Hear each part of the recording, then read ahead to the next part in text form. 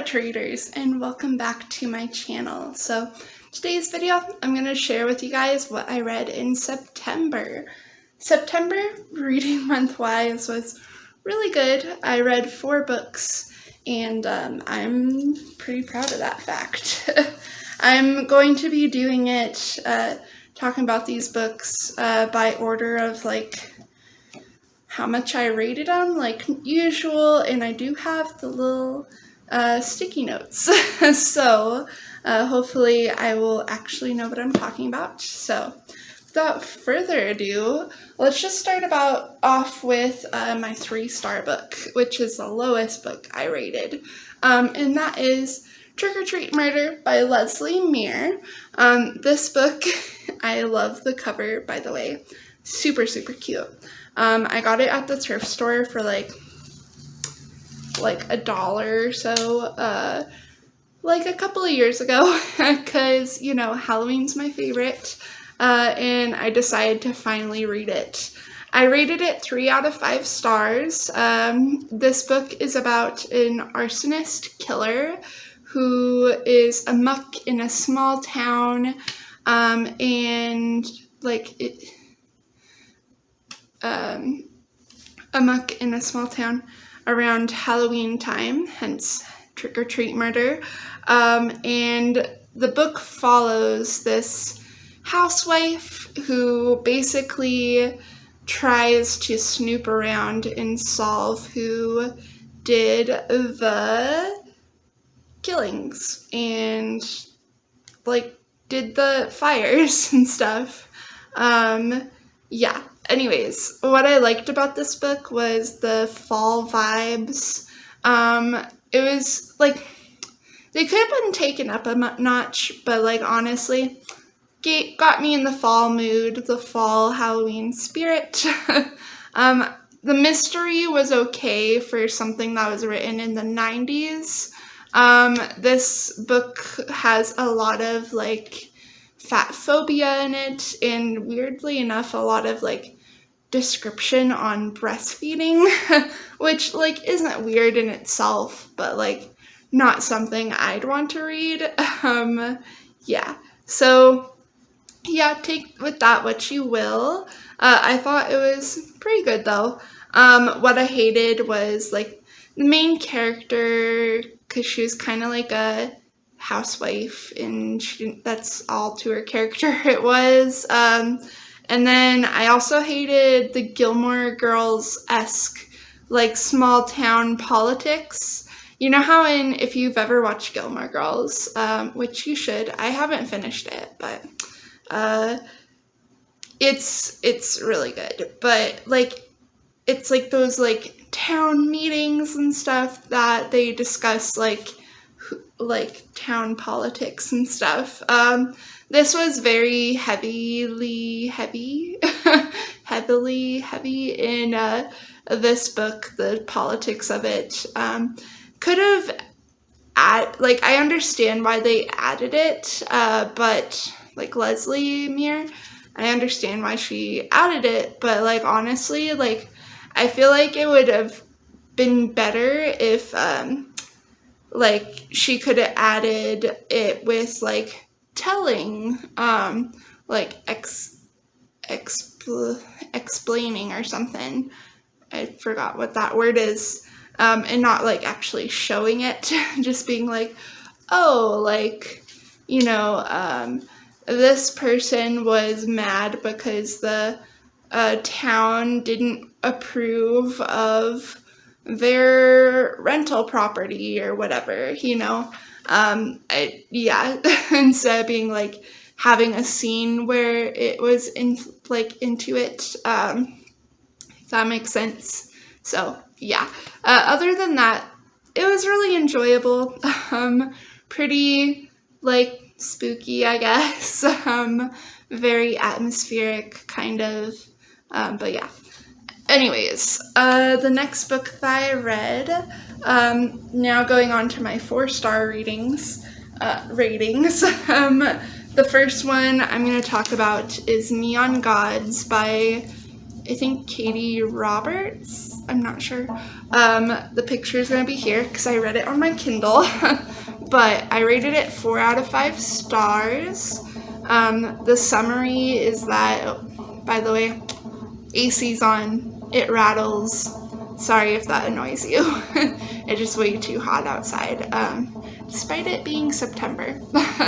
Anyways, the summary of Neon Gods is basically, it's like a Hades and Persephone retelling where like the role of Hades and the role of like the Greek gods, like the 13 most important, like Zeus, Poseidon, Hades, Demeter, Hera, all those folks are like, they are like roles and people get voted into them. So it's very like sci-fi, pretty cool.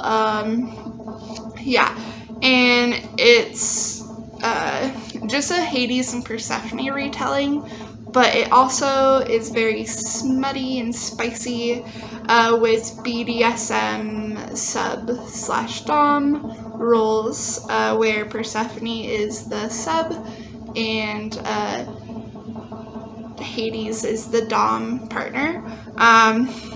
Yeah, I want to mention there is BDSM in this. Not really heavily like beat you up, you know, kind of like that kind of kink, but more about like tying up and like, you know, having sex. I don't know if I can say that on YouTube. Having that, doing that in public and stuff like that. So that is it. And then also, if you do not like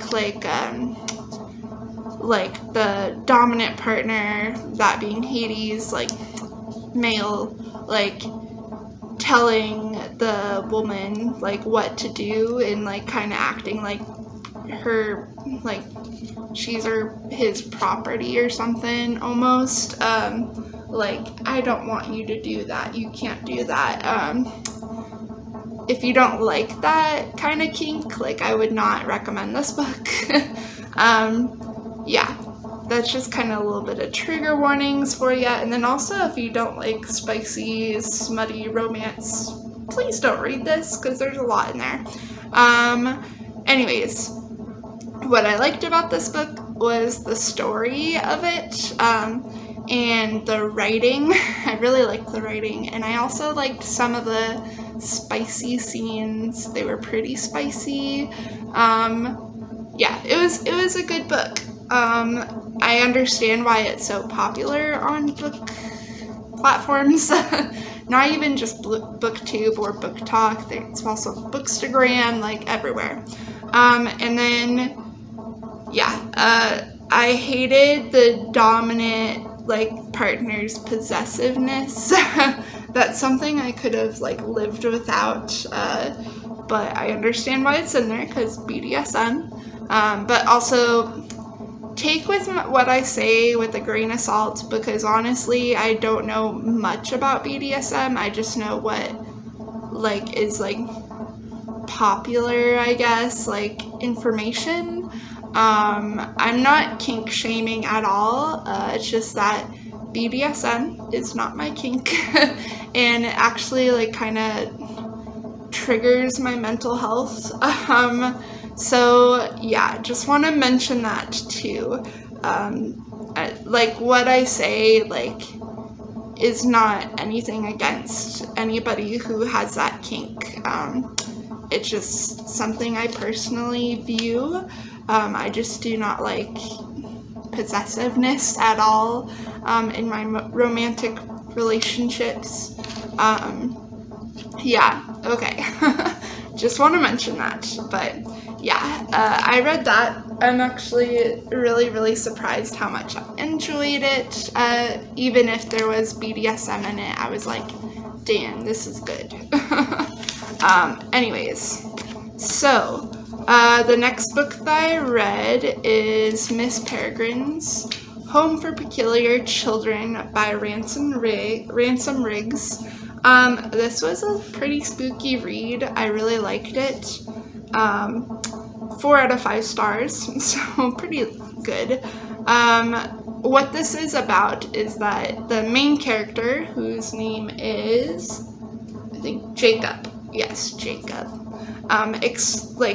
Learns his grandpa's stories of the children with powers are not actually stories, and he has to save the children from like this scary monster guy attacking and killing them. So yeah, he grew up with stories from his grandfather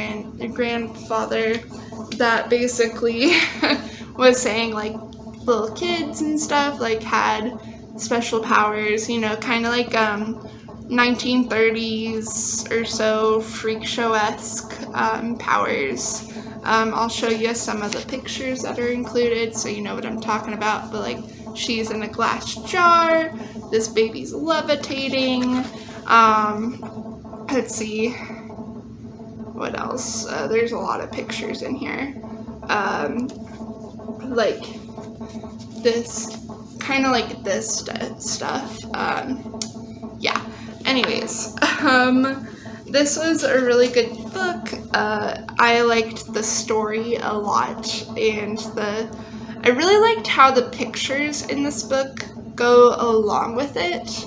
And I thought it was very, very, very creative. I actually collect like old photos from antique stores and stuff, and I have a little bit of a collection.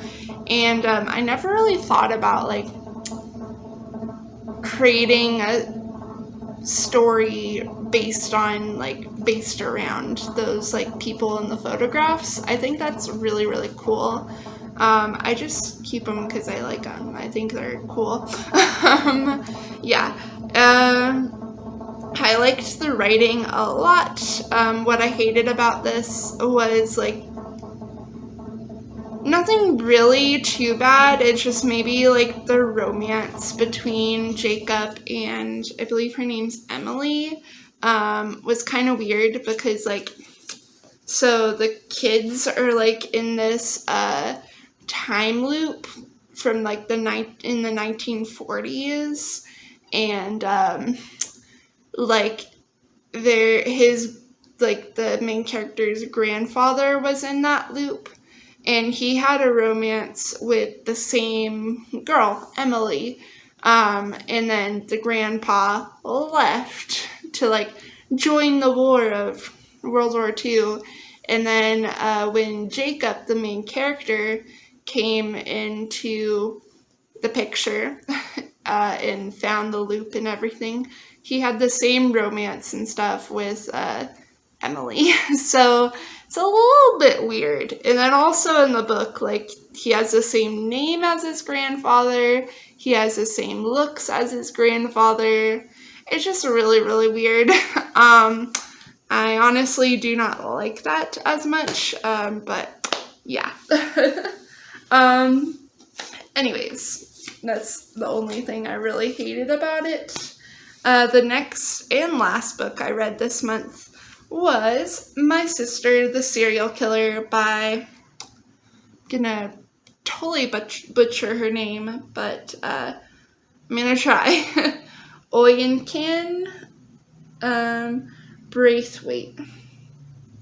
Hopefully I pronounced that right. She is a Nigerian author, I believe. I'm assuming, I shouldn't assume, but this book is based on like takes place in Nigeria, so that's why I'm assuming that. But yeah, this is also a pretty popular book on BookTube. I rated this 5 out of 5 stars. I absolutely loved it. What it's about is it's about 2 sisters.